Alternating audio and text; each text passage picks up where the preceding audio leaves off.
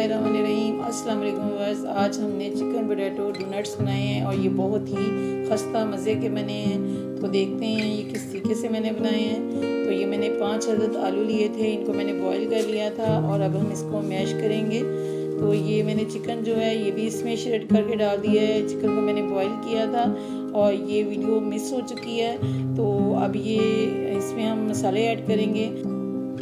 पिसा हुआ गरम मसाला है और ये लहसुन पाउडर है, अदरक पाउडर है, सुरख मिर्च का पाउडर है, काली मिर्च का पाउडर है, नमक है और सुरख मिर्च पाउडर है और हल्दी है।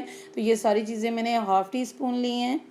तो ये चीज़ें जो हैं हम इसमें ऐड कर देंगे और सारी चीज़ें हमने अच्छी तरह मिक्स करनी है। और ये मैंने हाथों से मिक्स कर लिया है और ये ब्रेड ली है और एक ढक्कन लिया है जिससे मैंने इसको गोल काट लिया है और इसी तरीके से मैंने सारे काट लेने हैं। और ये नोज़ल ली है और इसके ज़रिए से हम इसमें सुराख करेंगे सेंटर में।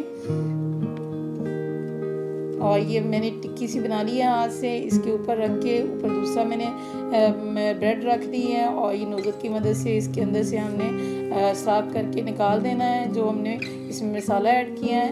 और इसको हम फ्राई करेंगे अंडा और ब्रेड क्रम्ब लगा के।